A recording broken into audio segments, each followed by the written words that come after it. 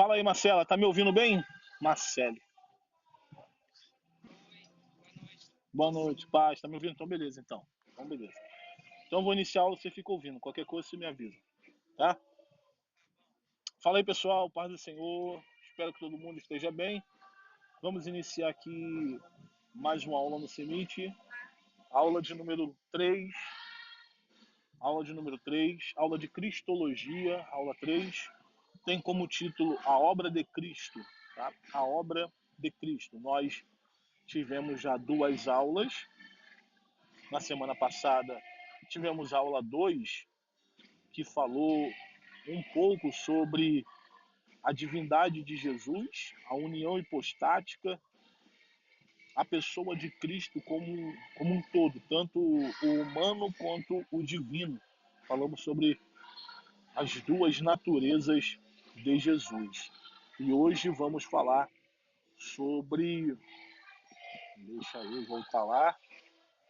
Vamos falar sobre a obra de Cristo, tá? Primeiro, se nas aulas anteriores vimos a importância da cristologia e a identidade de Jesus como verdadeiro Deus e verdadeiro homem, agora nos voltamos para a sua missão. Então, a nossa aula de hoje vai focar nisso, vai focar na missão de Jesus, na missão de Cristo, o que ele veio fazer, tá?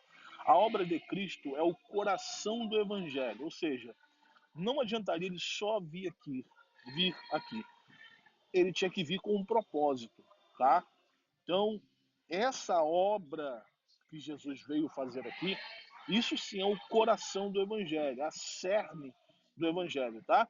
Sua encarnação, vida, morte, ressurreição e ascensão, tá? Ascensão os atos pelos quais Deus realizou a redenção de toda a humanidade, tá? Um autor chamado John Stott, um autor bem conhecido, tá? Bem conhecido. Ele tem um livro chamado A Cruz de Cristo. Nesse livro A Cruz de Cristo, ele diz assim: o que aconteceu na cruz é o centro da história, pois ali Deus tem em Cristo, tá? Em Cristo, pois ali Deus em Cristo reconciliou o mundo consigo. Bom, então, John Stott, nesse livro maravilhoso, é uma indicação para vocês. A Cruz de Cristo, do John Stott, livro sensacional, vai falar isso. Tá? O que aconteceu na cruz é o centro da história. Tá? Porque quando Cristo morre, ele reconcilia, gera essa amizade de novo, pois éramos inimigos de Deus. Ele vai gerar essa amizade entre Cristo e a igreja. Tá? No primeiro ponto aí, tem como título Ministério Terreno de Jesus. O ministério terreno de Jesus.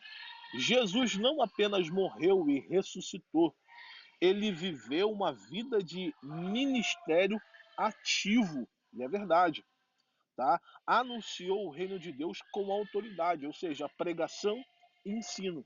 Pregação e ensino. Porque Cristo, ele curou muita gente, que é o nosso próximo tópico, mas o mais importante foi aquilo que Jesus falou, aquilo que Jesus ensinou, porque aquilo serviu como bússola, como direção para a gente seguir, tá? Mateus capítulo 4, verso 17 e Mateus 7, 28 e 29. Vamos ler esse texto? Mateus capítulo de número 4, Mateus 4, verso de número 17, Mateus 4, Mateus 4, verso 17, diz assim: daí em diante, Jesus começou a pregar: arrependam-se, pois o reino dos céus está próximo. Tá bom? Então, Cristo pregou isso.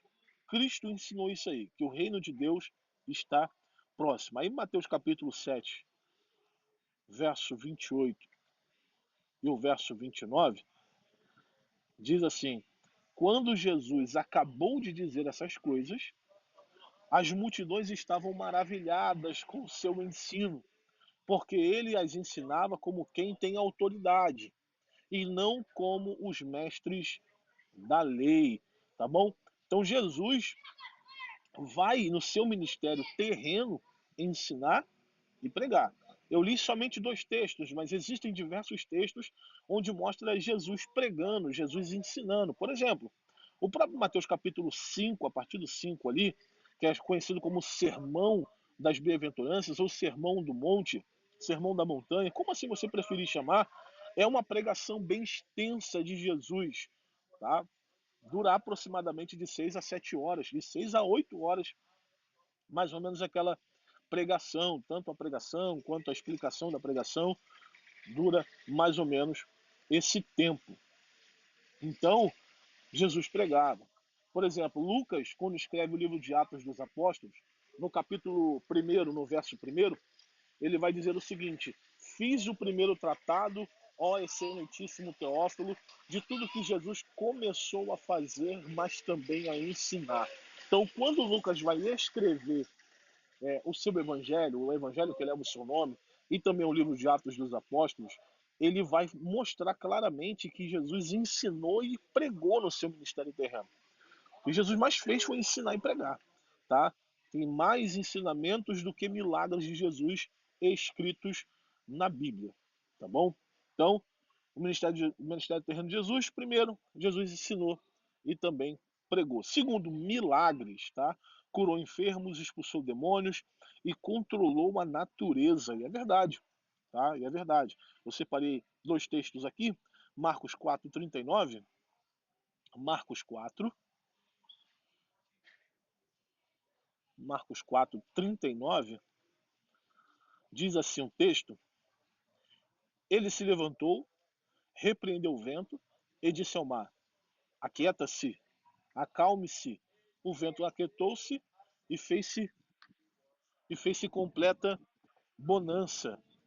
Então, Jesus, ele tinha esse poder, esse poderio de fazer milagres, de acalmar o vento, acalmar a tempestade, ou seja, ele controlava em si a natureza, tá? João capítulo 11, verso 44 e o verso 45, verso 44 e 43, 43 e 44, diz assim: depois de dizer isto, Jesus bradou em alta voz: Lázaro, venha para fora. O morto saiu, com as mãos e os pés envolvidos em faixas de linho e o rosto envolto num pano. Disse-lhes Jesus: tirai as faixas dele e deixem-no ir. Ou seja, aqui Jesus está mostrando o seu poderio contra a morte, porque ali Lázaro ele está enfermo já há muito tempo, manda um servo ir atrás de Jesus, para Jesus fazer alguma coisa com ele, mas não dá tempo de Jesus chegar e Lázaro morre. Então, morrendo 4 dias depois, Jesus chega e faz o milagre da ressurreição, tá? Esses sinais aí confirmam a sua deidade, ou seja, a sua divindade messiânica ali, tá? Como diz João capítulo 20, verso 30 e verso 31, tá? João 20, João 20,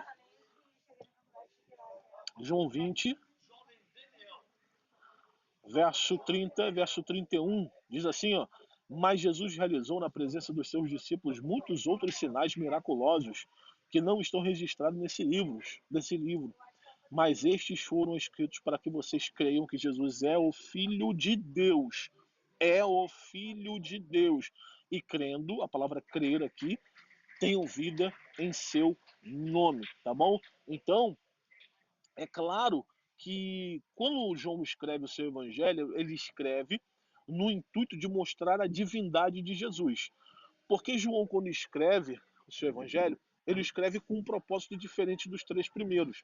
É só você ler os 3 evangelhos, os 3 primeiros, e depois você ler o evangelho de João, que você vai ver que há diferenças entre eles, tá? Os 3 primeiros são conhecidos como evangelhos sinóticos, ou evangelhos parecidos, como a gente aprendeu no Semente no nível 1, tá? Na bibliologia.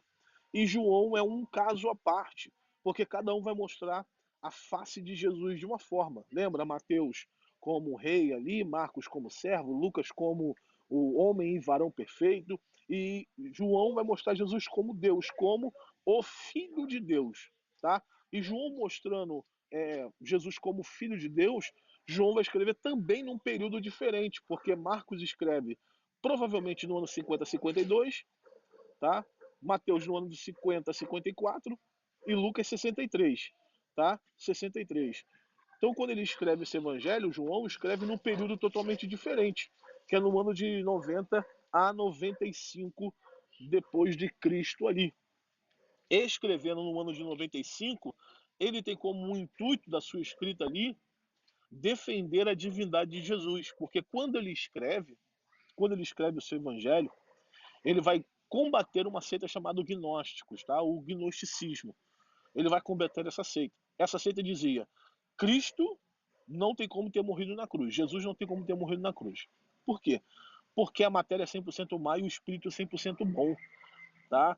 Então, Jesus não poderia vir em carne. Eles tinham essa dificuldade de entender a encarnação de Jesus, tá? Então, eles disseram: Cristo não morreu na cruz, quem morreu foi outra pessoa. Ele foi e substituíram Jesus ali, não foi ele que morreu na cruz. Então, João, quando vai escrever o seu evangelho, ele vai escrever para combater, tá? Para combater essa seita chamada gnosticismo. Depois vocês podem até estudar e se aprofundar um pouco mais sobre essa seita, que é bem interessante. Então, quando João escreve seu evangelho, já vai começar logo no princípio era o verbo estava com Deus, a palavra verbo ali é logos, tá? Muito usado dentro do contexto de João para a divindade do nosso Senhor, beleza? Então, João vai defender essa tese. Então, quando ele vai falar sobre a deidade de Jesus, a deidade ali é a divindade messiânica de Jesus ali, a divindade messiânica de Jesus. E o Messias, ele viria com esse propósito também, tá? De pregar, de ensinar, de apresentar o reino de Deus, mas também de fazer milagres. Tá? Então você vê ali Lucas capítulo 4, quando Jesus lê o rolo do profeta Isaías, ele diz que hoje tinha se cumprido aquela profecia de pregar aos pobres, de curar, tá? E de fazer muitos milagres, tá bom? Então a primeira coisa, pregação e ensino. Segunda coisa, milagres. Terceira coisa aí, relacionamento com os marginalizados, tá? Demonstrou compaixão, a palavra compaixão aqui é se pôr no lugar, né? Se pôr no lugar de, por compaixão por pecadores, pobres e excluídos, tá? Lucas 19, verso de número 10. Lucas 19, eu abri aqui, Lucas 19, verso 10, diz assim: pois o Filho do Homem veio buscar e salvar o que se havia perdido, tá bom? Vocês sabem muito bem, eu acho que eu ensinei isso para vocês lá na aula de bibliologia, que o Evangelho de Lucas é o Evangelho dos perdidos, tá? Dos perdidos, dos marginalizados, é o Evangelho dos pobres, porque Lucas dá muita ênfase a isso, tá? Dá muita ênfase aos pobres, aos excluídos, às mulheres. Lucas dá muita ênfase a essa classe de pessoas. E nós vemos aqui que Jesus tinha um relacionamento com esse povo. Por exemplo, ele foi na casa de. O texto que nós lemos foi na casa de Zaqueu ali, tá? Que era um publicano, um cobrador de impostos ali, que era totalmente rejeitado na nação. Mas mesmo assim ele foi até a casa de Zaqueu. O próprio Levi, que se tornou Mateus ali, tá? Que virou seguidor de Jesus, virou discípulo de Jesus, ele era um cobrador de impostos, era conhecido como traidor. Mas Jesus chamou ele, tá? Trouxe ele para perto, para poder ser um dos seus seguidores, tá bom? Então, aprendemos que Jesus, ele teve o seu ministério terreno, tá? Teve o seu ministério terreno. Dentro do seu ministério terreno teve a pregação e o ensino, teve os seus milagres, teve o seu relacionamento com os marginalizados e assim por diante, tá? Além disso, tem o segundo ponto aí, que é chamado a morte de Cristo, tá? A morte de Cristo. A morte de Jesus foi o ponto culminante de sua obra redentora, tá? Então, o objetivo central da vinda de Jesus foi a sua morte, tá? A sua morte redentora. Sua morte redentora. Se você ler o Evangelho de João, você vai ver que o Evangelho de João é dividido em 3 partes. 3 partes. 7 sermões, 7 sinais e a maior prova da divindade de Jesus quando ele é tido e reconhecido como o único ressurreto. Então, quando Jesus vem, passa 3 anos nessa terra, tá? pregando o reino dos céus, fazendo milagres, mas ele morre depois do 3º dia, ele ressuscita, ele confirma a sua divindade, tá? Ele confirma a sua divindade, porque ele já vem pregando isso faz tempo, tá? Já vem pregando isso faz tempo. Ele falou, ó, quem derruba esse templo ao 3º dia reconstrói. Ele está falando de si mesmo. É necessário que o Filho do Homem seja levantado. Então, ele vai falando da sua morte muitas vezes, tá? Ele vem falando da sua morte. Igual quando ele falou lá em Mateus capítulo de número 16, que até Pedro falou alguma coisa, não, deixa que eu morro pelo Senhor, isso, aquilo. E Jesus repreendeu, apartai-vos de mim, Satanás. Então, Jesus o repreendeu ali, porque sabia do seu propósito, mas Satanás queria tirá-lo do seu propósito totalmente. Deixa eu conferir meu fone aqui. Parece que o meu fone descarregou. Tá me ouvindo bem, Marcelo?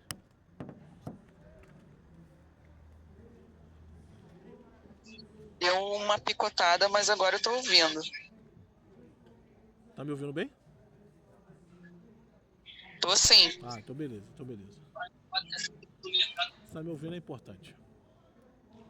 Vamos continuar aqui. No segundo ponto aí, diz assim, profetizada, ou seja, a morte de Jesus, ela foi profetizada no Antigo Testamento, tá?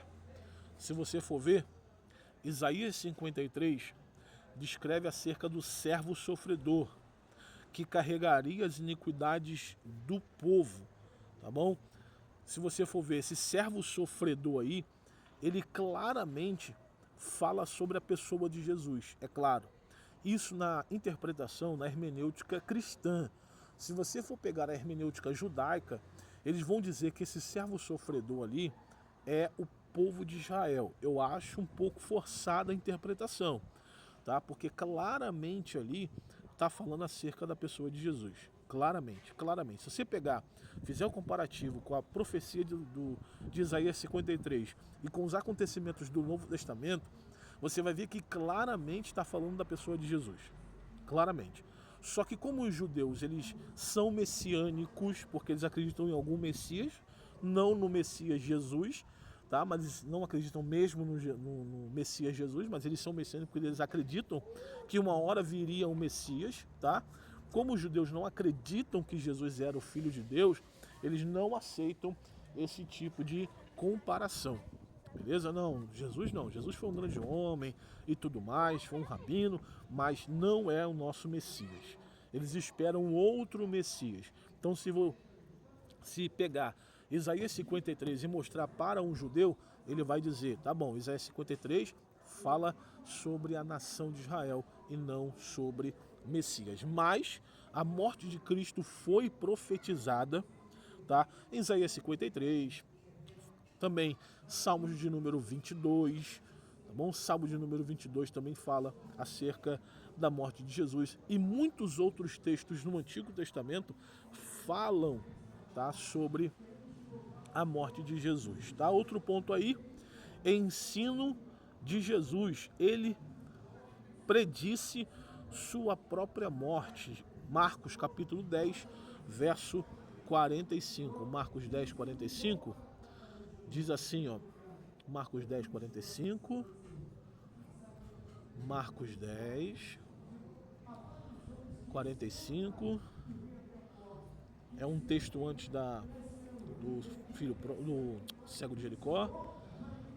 Diz assim, ó, pois nem mesmo o Filho do Homem veio para ser servido, mas para servir e dar a sua vida em resgate de muitos. Ou seja, ele deixa claro, é necessário que o Filho do Homem morra, tá? É só você ver, em João ali, capítulo, acho que no capítulo 1 mesmo, no capítulo 3, diz que era necessário, assim como Moisés levantou a serpente no deserto, é necessário que o Filho do Homem seja levantado também.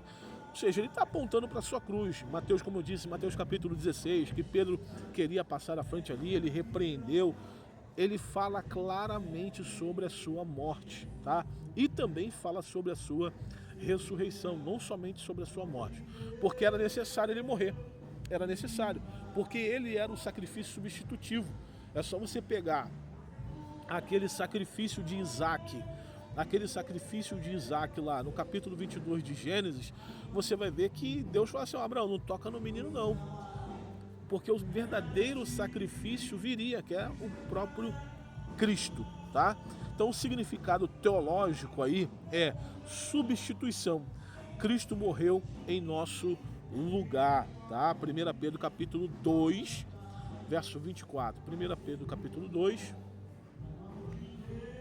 1 Pedro capítulo 2, verso 24, diz assim: Ele mesmo levou em seu corpo os nossos pecados sobre o madeiro, a fim de que morrêssemos para os pecados e vivêssemos para a justiça. Por suas feridas vocês foram curados, tá? Então, Cristo veio para ser o nosso substituto, o cordeiro substituto. Se você for pegar no Antigo Testamento, existia um sacrifício anual, que era pegado ali um bode, não é isso? Colocada a mão sobre a cabeça dele, o sumo sacerdote colocava a mão sobre a cabeça dele, e todo o pecado da nação ali era transferido para aquele animal. Então, ele servia como um bode substituto, ou cordeiro substituto ali. Então, Jesus serviu como nosso substituto, porque toda a justiça de Deus era para ser derramada sobre a nossa vida, sobre a nossa vida. O próprio texto que nós acabamos de ler, de 1 Pedro capítulo 2, verso 24, diz, ele mesmo levou sobre o seu corpo os nossos pecados sobre o madeiro. Ou seja, quando ele está sobre o madeiro, ele está levando sobre ele, todos os nossos pecados. Os pecados de toda a humanidade está sobre Jesus ali. Por isso há aquela separação entre o pai e o filho. Aí ele grita, né? Deus meu, por que me desamparaste? Porque há uma separação ali, cara. Deus não compactua com o pecado. Não é que Cristo tinha pecado, mas ele estava com os nossos pecados na cruz do Calvário. Tá? Ele estava com os nossos pecados na cruz do Calvário. Beleza? Então ele é o nosso cordeiro substituto, tá? Expiação, seu sangue purifica nossos pecados. 1 João, capítulo de número 1, verso de número 7. 1 João 1, verso de número 7. Esse texto é muito bom, muito bem conhecido. Diz assim: se porém andamos na luz, como ele está na luz, temos comunhão uns com os outros. E o sangue de Jesus, seu Filho, nos purifica de todo o pecado, tá bom? Então a expiação ali foi completa, tá? Então, com a morte de Cristo na cruz do Calvário, todos os nossos pecados, para aquele que crê, tá? Foi purificado ali. Fomos purificados por causa de Jesus. Entenda uma coisa, o sacrifício de Jesus, ele só tem validade para aquele que crê, tá? O texto áureo da Bíblia é qual? É aquele assim: Deus amou o mundo de tal maneira que deu seu Filho unigênito para todo aquele que nele crê não morra, mas tenha a vida eterna. Esse é o texto áureo, não é isso da Bíblia? Que Cristo veio, deu a sua vida, morreu por nós. E morrendo por nós, todo aquele que nele crê. A palavra crer ali é episteu, confiança, convicção e perseverança. Então, todo aquele que crer no sacrifício, cara, alcança a salvação. Alcança a salvação. Então, está condicionado ali no crer, tá?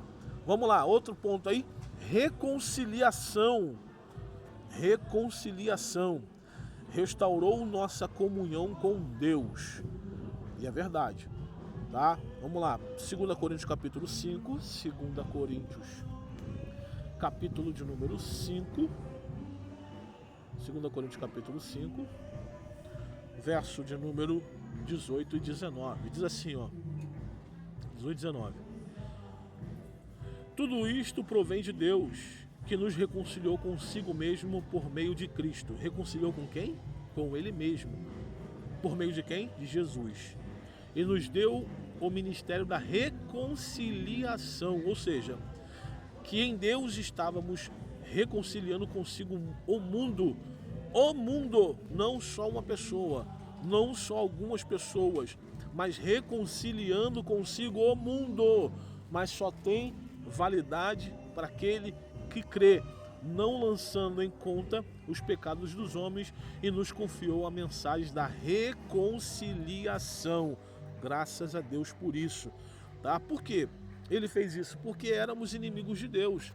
Se eu não me engano, Romanos capítulo 5, Romanos 5, a partir do verso 1, diz assim, ó: tendo sido, pois, justificados pela fé, temos paz com Deus, por nosso Jesus, por nosso Senhor Jesus Cristo, tá? Por meio de quem tivemos acesso pela fé e esta graça no qual agora estamos firmes e nos gloriamos na esperança da glória de Deus. Não só isso, mas também nos gloriamos nas tribulações, porque sabemos que a tribulação produz perseverança, perseverança o caráter aprovado, e o caráter aprovado esperança, tá?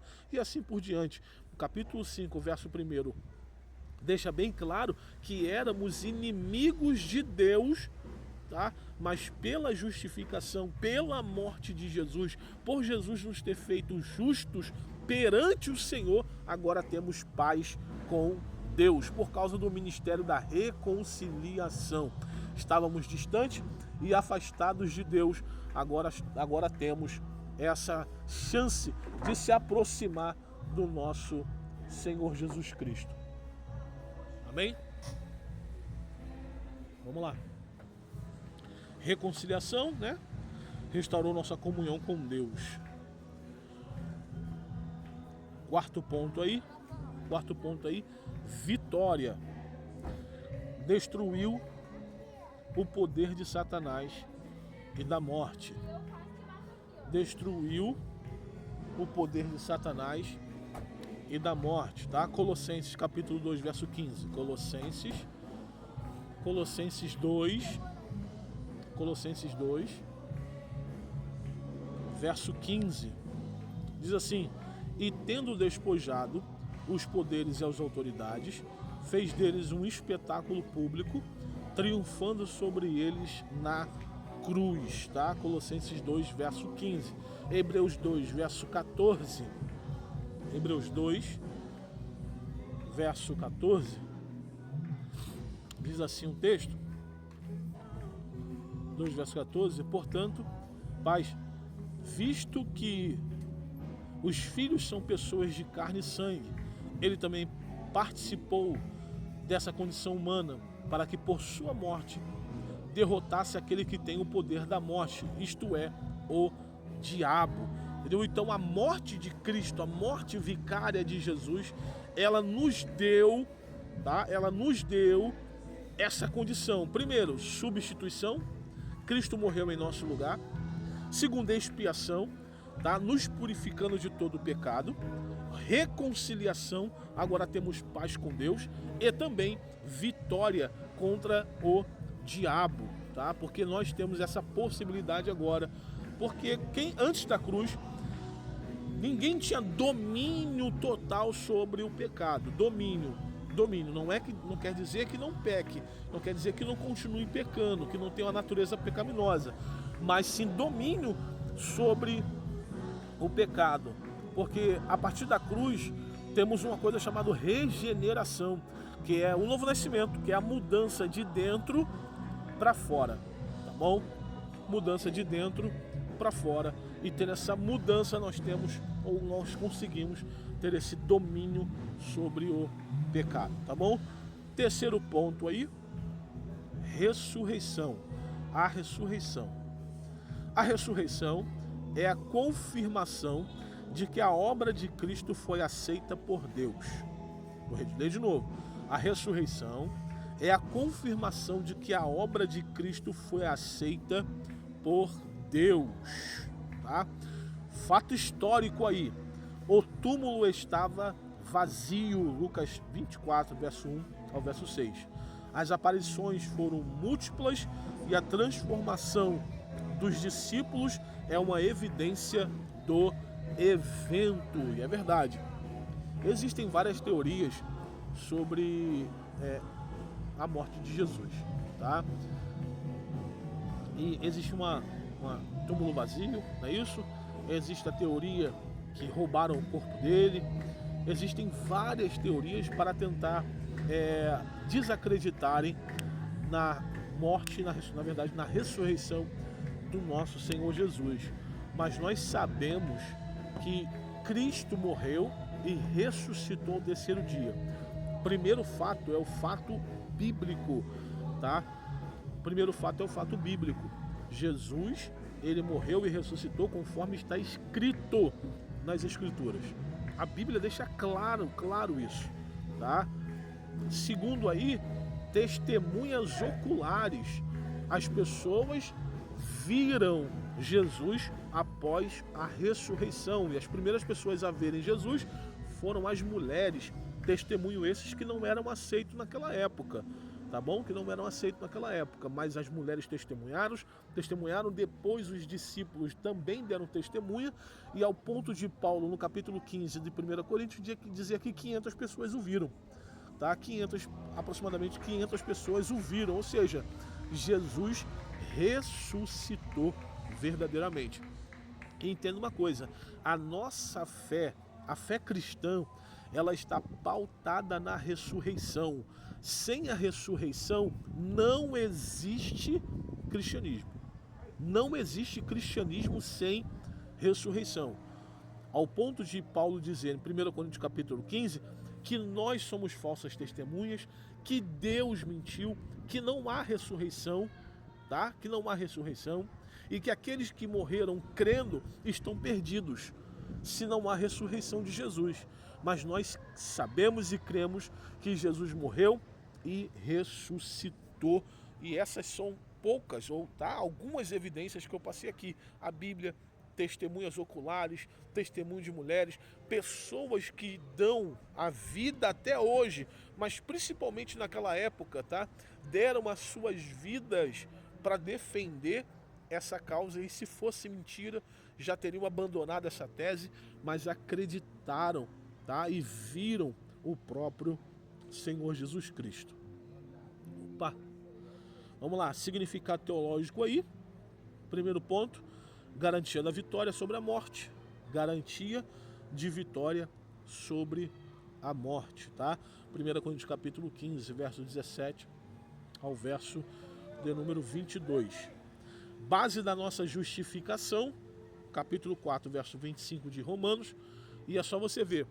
Se você pegar Romanos capítulo 1, 2º, 3º, 4º e 5º, você vai ver ali tudo sobre a justificação, tá? Tudo sobre a justificação. O que é justificação, Davis? É quando nós fomos feitos justos perante o Senhor. Ponto. Tá? São 3 doutrinas, né? Justificação, regeneração e santificação. As duas são instantâneas. As duas primeiras são instantâneas, a terceira é progressiva. Primeira, justificação. Quando eu reconheço que Jesus é o meu Salvador, quando eu creio que Ele morreu e ressuscitou na cruz, vou lá na frente, reconheço Ele como meu Salvador, eu sou imediatamente, se for sincero de coração, é claro, esse reconhecimento, eu sou imediatamente justificado. Ou seja, se Deus olhar para mim, Ele não me mata mais, porque vê o sacrifício de Cristo em mim, vê a marca dos cravos nas mãos de Jesus. Beleza? Segundo, regeneração. A regeneração é um debate, tá? Porque ninguém sabe quando começa a regeneração. Há quem diga que a regeneração ela é instantânea e há quem diga que a regeneração acontece mais adiante, tá? Outros acreditam que a regeneração acontece antes da conversão. Só se converte quem é regenerado antes. Nós somos assembleanos, tá bom? Então nós acreditamos que a regeneração ela acontece um pouco depois, tá? De forma instantânea, mas um pouco depois da conversão, tá? E isso vai depender muito. Sabe por que vai depender muito? Porque tem pessoas, vai de pessoas, na verdade, para pessoas. Com certeza vocês já viram aquela pessoa que chegou na igreja, ela aceitou a Cristo, mas ainda continuou com algumas práticas, ela continuou com as práticas ainda. Mas depois de um tempo, do nada, ela mudou completamente. Parece que virou uma chavinha e ela começou a andar na linha, começou a fazer as coisas de Deus, falar de Deus, cantar, se envolver nas coisas de Deus, porque ali houve uma regeneração, houve uma mudança de dentro para fora, houve uma conversão, tá? 180 graus, ela voltou, ela foi ao contrário daquilo que estava levando ela à correnteza, tá bom? Então, justificação, regeneração e santificação. As duas primeiras são instantâneas, justificação e regeneração. Agora, a santificação ela é progressiva. Hoje, menos santo do que amanhã, mas mais santo do que ontem. Então, todos os dias temos que nos santificar, todos os dias. Beleza? Todos os dias temos que nos santificar. E como fazemos isso? Lendo a palavra de Deus. Porque a Bíblia, ela é um espelho que nos mostra onde está o pecado, onde está o erro, só que ela não tem poder de nos limpar, tá? Ela não tem. Então, eu leio a Bíblia para ser santo. Leio a Bíblia para ser santo, porque quando eu leio ela me mostra onde está o meu pecado e eu consigo corrigi-lo, tá? Corrigi-lo. Então, vamos lá. Significado teológico aí da ressurreição, garantia da vitória sobre a morte, base da nossa justificação, fonte de esperança para a vida eterna. E é claro isso, tá? O próprio Paulo disse em 1 Coríntios capítulo 15, se não há ressurreição, a gente está perdido. Mas como houve ressurreição, nós temos salvação e vida eterna, tá? 1 Pedro capítulo 1, verso 3, 1 Pedro 1, verso 3, 1 Pedro capítulo 1, verso 3, diz assim: bendito seja o Deus e o Pai do nosso Senhor Jesus Cristo, conforme a sua grande misericórdia, Ele nos regenerou para uma esperança viva. Qual é essa esperança? Por meio da ressurreição de Jesus Cristo dentre os mortos. Que esperança é essa? Que esperança é essa? Esperança da vida eterna. E só quem é salvo é aquele que é regenerado, justificado, regenerado e que se santifica todos os dias. Tá bom? Entenda uma coisa. Todos nós somos pecadores, mas pecadores arrependidos. Todos nós temos uma inclinação para o mal, tá? Mas temos que lutar todos os dias. Qual é a nossa diferença? Para aqueles que estão no mundo, só tem uma. Eles não são pecadores arrependidos. Nós somos pecadores arrependidos. Nós nos arrependemos dos nossos pecados, delitos e pecados, e nós cremos na cruz do Calvário. Porque por si só, ninguém pode se salvar. Ninguém consegue se salvar. Ninguém. Uma vez Jesus falou assim, é muito difícil um rico entrar no reino dos céus. Aí os discípulos perguntaram para ele assim, mas se para eles é difícil, e para nós, que deixamos tudo e tudo mais, entendeu? Aí Jesus respondeu como? Para os homens é impossível. Para os homens é impossível, mas para Deus tudo é possível. Ou seja, ali o contexto é a salvação. Então, para o homem, impossível ser salvo sozinho. Impossível, mas Deus pode salvar o homem. Deus pode salvar o homem, tá?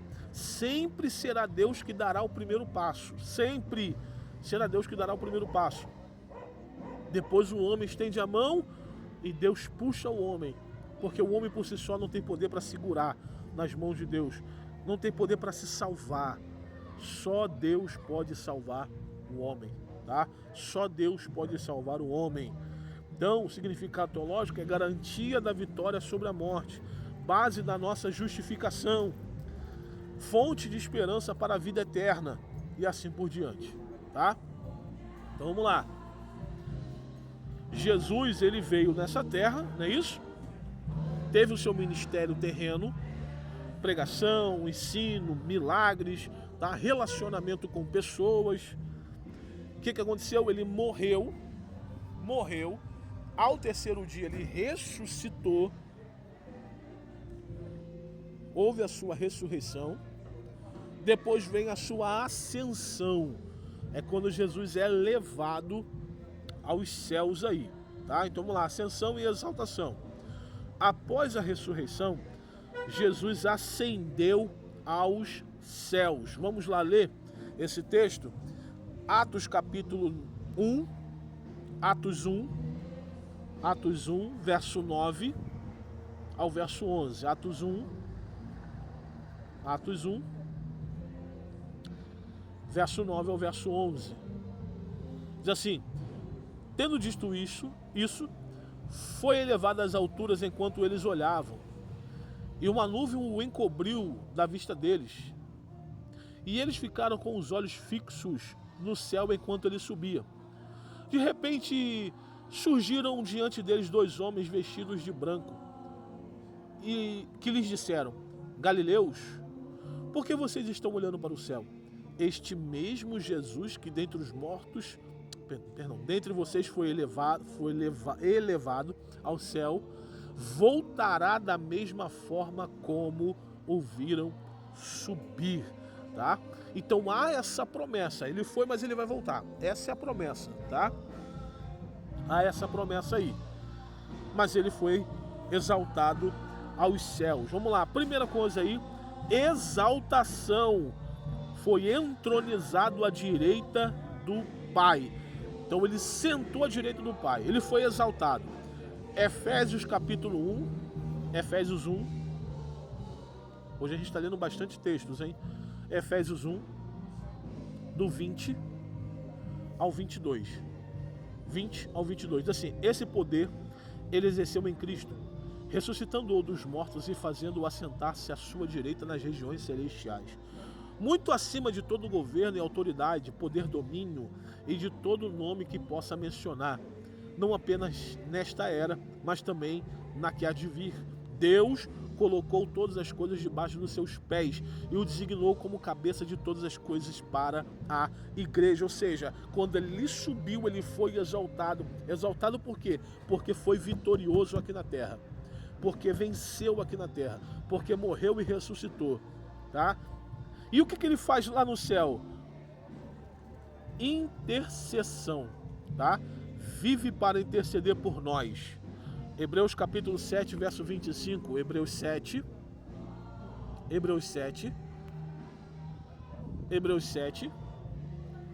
25 diz assim: portanto, ele é capaz de salvar definitivamente aqueles que, por meio dele, aproximam-se de Deus, pois vive para interceder por nós.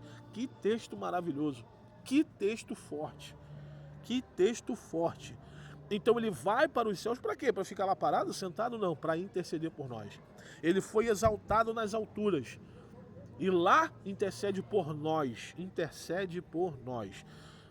Ele está sentado lá como o quê? Como soberano, ele tem a soberania, e é o Senhor sobre todas as coisas do que estão no céu, na terra e debaixo da terra.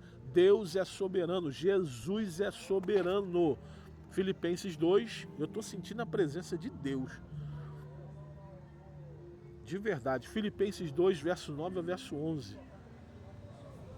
9 e 11 diz assim: por isso Deus o exaltou à mais alta posição, ele deu um nome que está acima de todo nome, para que o nome de Jesus, para que se dobre todo o joelho no céu, na terra, debaixo da terra, e toda língua confesse que Jesus Cristo é o Senhor, para a glória de Deus Pai. Graças a Deus por isso, tá bom? Então, quando ele é assunto aos céus, quando ele é levado aos céus, tem um propósito, tá? Ele foi exaltado nas alturas, ele foi exaltado nos céus, ele intercede por nós, ele é soberano sobre todas as coisas, porque ele foi vitorioso aqui na terra, tá bom? Quinto ponto aí, os ofícios de Cristo. Quando ele estava nessa terra, ele teve os seus ministérios, tá? Teve os seus ministérios. Tradicionalmente, a teologia reformada descreve a obra de Cristo em 3 ofícios, tá? Mas não só a teologia reformada, mas a teologia pentecostal também divide em 3 ofícios. Outros irmãos, outros biblicistas, dividem em 4 ofícios, tá? Em 4 ofícios, como rei, profeta, sacerdote, tá? Rei, profeta, sacerdote. O outro eu esqueci, depois eu vou lembrar aqui pra gente, beleza? O primeiro aí, primeiro ofício, profeta, revela a vontade de Deus, tá? Então, o intuito do profeta é ser boca de Deus na terra. Se você vê no Antigo Testamento, e até mesmo no Novo, ele recebe a informação e passa para o povo, tá? Então, Cristo tem esse ofício, ofício de profeta. Hebreus capítulo 1, Hebreus 1, do 1 ao 2. Há muito tempo Deus falou muitas vezes e de várias maneiras aos nossos antepassados por meio dos profetas. Mas, nestes últimos dias, falou por meio do Filho, ou seja, Jesus Cristo, a quem constituiu o herdeiro de todas as coisas e por meio de quem fez o universo. Ou seja, Cristo falou e fala, tá, conosco, tá, aquilo que Deus quer falar com o seu povo, tá? Segundo ponto aí, sacerdote. Intercede e oferece sacrifício por nossos pecados. Hebreus 7, verso 25 e o verso 20 ao verso 27. Hebreus 7, verso 25. Portanto, ele é capaz de salvar definitivamente aqueles que por meio dele aproximou-se de Deus, pois vive sempre por interceder por eles. E de um sumo sacerdote como este que precisamos, santo, inculpável, né? Puro, separado dos pecadores, exaltado acima dos céus. Ao contrário dos outros sumos sacerdotes, ele não tem necessidade de oferecer sacrifício dia após dia, primeiro por seus próprios pecados, depois pelos pecados do povo. Ele fez isso de uma vez por todas, a si mesmo se ofereceu. Isso aqui é terrível demais, porque o sacrifício no Antigo Testamento tinha que ser feito direto, constantemente, todo ano, tá? Tinha que queimar carne todo dia lá, porque existia as ofertas diárias, né? E existia aquele sacrifício anual, e mesmo assim Cristo fez isso se oferecendo de uma vez por todas, ou seja, não precisamos mais de sacrifício nenhum, tá? Porque ele morreu de uma vez por todas, tá? Então ele é, primeiro, profeta, fala conosco. Segundo, ele é sacerdote que intercede por nós. E terceiro, ele é rei, tá? Ele reina com poder e justiça. Apocalipse 19, verso 16. Apocalipse 19, verso 16. Diz assim: em seu manto, em sua coxa está escrito Rei dos Reis e Senhor dos Senhores. Esses são os ofícios de Jesus Cristo. Ok, pessoal? Ficou alguma dúvida, Marcele? Se alguém tiver alguma dúvida, tiver alguma dúvida até aqui, depois você me mande no privado a sua dúvida, que eu irei responder, tá? Hoje falamos sobre... Eu tenho algumas curiosidades, mas eu posso mandar depois no privado. Não, mas pode perguntar logo, aproveita. É porque são vários tópicos, assim. Tipo, o primeiro, que é quando, assim, que Jesus andava com os pecadores, né? Sim. E aí, só que a Bíblia, ela não especifica como é que era esse andar com os pecadores. Jesus fazia parte do dia a dia, eram amigos, porque nem todos se converteram. Então vamos né? lá, ele não compactuava com o erro dos pecadores.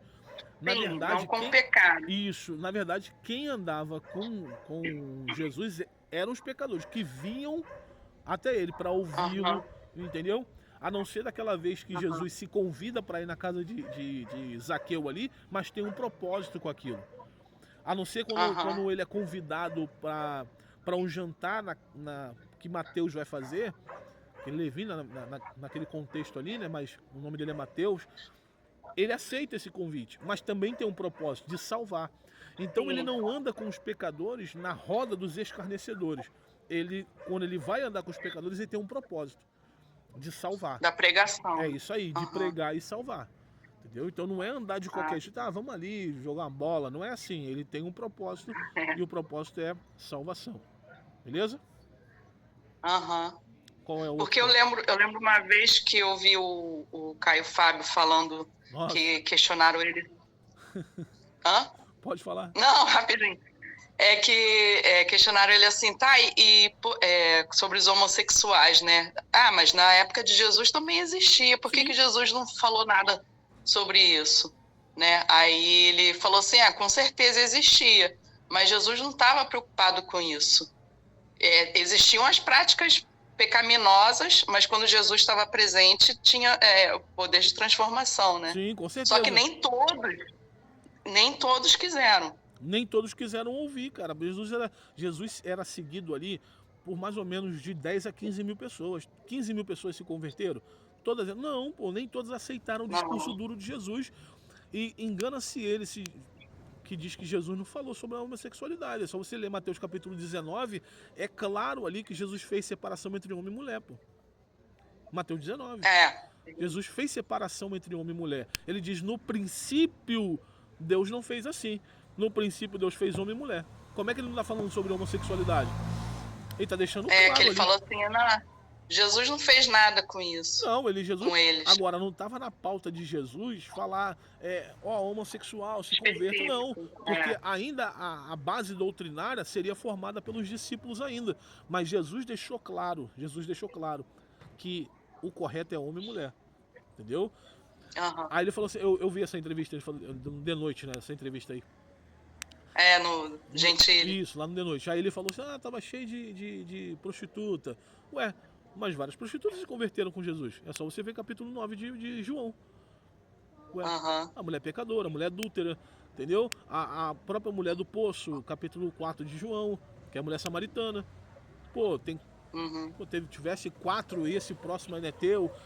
Entendeu? Então, não precisa, cara. A pregação de Jesus alcançava todos. Em João também fala que se fosse escrever tudo o que Jesus fez, acabamos de ler esse texto.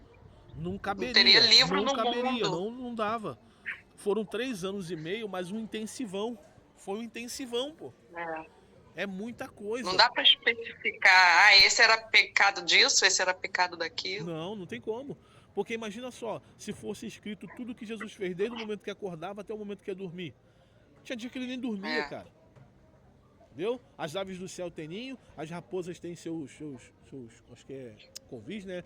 Mas o filho do homem não tem onde reclinar na cabeça. Ou seja, irmão, eu saio de manhã, volto à noite, ou não tenho hora para voltar. Entendeu? Então, o ministério de Jesus era ativo quase 24 horas, pô. Imagine se fosse escrito tudo mesmo que ele... Cara, não dá. Então, o que foi escrito para nós foi o suficiente para sabermos quem foi Jesus e para alcançarmos salvação lendo as Escrituras. Qual é a próxima pergunta? Não, a próxima é uma besteira. Porque esse último texto aí de Apocalipse fala que Jesus tinha escrito na coxa. Né? E uma vez eu escutei uma pessoa falando assim, tá vendo? É uma tatuagem. Então não tem nada a ver com ser contra a tatuagem. Não é bem uma tatuagem, né? Ali é só mostrando que Jesus é soberano mesmo.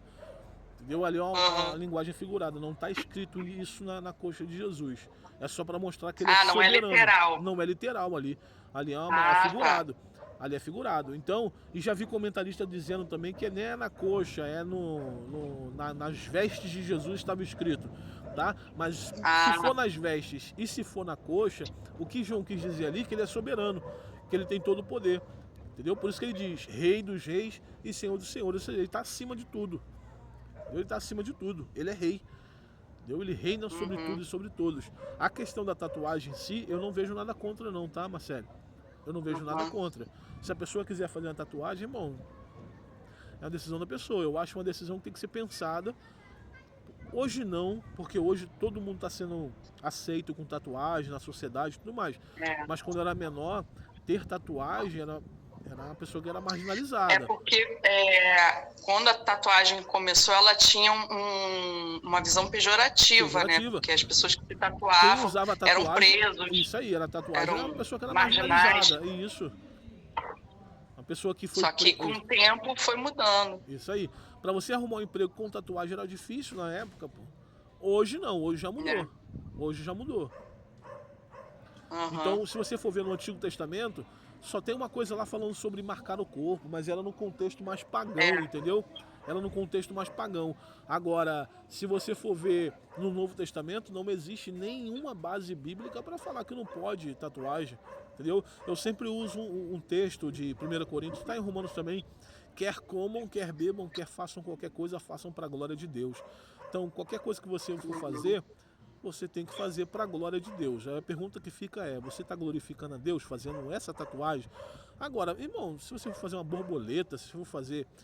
Cara, você pode fazer o que você quiser. Eu acho só não acho coerente você fazer um demônio no corpo, entendeu? Um palhaço não se apanha na rua da polícia. Tribal. É algo algo mais pesado. Aquela mão lá de Santa Maria, sei lá qual é o nome daquela mão lá. Entendeu? Eu acho que não tem por que fazer esse tipo de coisa. Agora, se você quiser fazer o rosto do seu filho, se quiser desenhar uma borboleta, por mim não faz diferença nenhuma. Algo leve, simples, nada voltado para demônios, por mim tá tranquilo. Outra dúvida? Eu parto às vezes também no princípio que, por exemplo, a guitarra que hoje nós usamos, no início era visto como demoníaca, porque tocava rock, né? Não só a guitarra, a bateria também. A bateria também. Mas, por exemplo, quando a gente fala da guitarra, antes, por exemplo, a gente tem aqui em Benese grandes guitarristas. Cara, os caras fazem um solo loucura. Eu acho muito maneiro. Se você fosse fazer isso na igreja antiga, os caras eram expulsos da igreja, cara. Verdade. Os caras eram expulsos da igreja. Não podia fazer isso. Não podia. Tá doido. Alguma dúvida? Mas isso não lembra um pouco aquela aula anterior que você explicou sobre essa coisa da... Esqueci o nome. Do estudo, do erro teológico. Sim, que as pessoas... Então, mas entenda uma viam coisa, como Marcelo, pecado. dentro da igreja existe uma coisa chamada usos e costumes, tá? Então, o uso e costumes, isso são coisas de homens. Doutrina que é bíblica, doutrina é coisa eterna. Usos e costumes muda-se com o tempo. Por exemplo, antes não podia ver televisão, agora pode. Por que pode? E antes não podia? Antes era pecado por quê? Pois é. Entendeu? Então... Existem vários... Não, e o pessoal às vezes até usa alguns textos, né, para tentar embasar. Sim, mas não tem... Mas não existe essas bases. Fora do contexto, né? Completamente fora, porque não existe essa base. Entendeu? Aí os caras querem usar base bíblica para falar sobre a roupa das irmãs, sendo que não existe essa base. A única base que existe é a mulher se vestir com modéstia. Acabou. O que é modéstia? Aí você vai interpretar o que é modéstia. Entendeu? Eu não acho coerente a mulher andar com decote até o umbigo, com a roupa colada mostrando a bunda. Entendeu? O homem usar uma calça super apertada, marcando a frente do homem ali, até mesmo a bunda. Eu acho isso feio. Isso não é modéstia. Modéstia é você não chamar a atenção, cara, entendeu? Do camarada ou da mulher. Se vestir comportadamente, entendeu? Agora os caras querem usar usos e costumes pra você não poder cortar cabelo, unha. Cara, é feio isso, cara. Usar a Bíblia também, né? Pra tentar justificar. Sim, usar a Bíblia. Era só isso. Se eu lembrar mais de alguma coisa, eu mando depois. Com certeza, manda sim. Tá bom? Deus abençoe, tá? Pessoal, fica com Deus. Tá legal. Eu vou lançar essa aula lá no YouTube do CEMIT, tá bom? Deus abençoe, tamo junto. Até a próxima. Amém. Até semana que vem. Tchau. Tchau.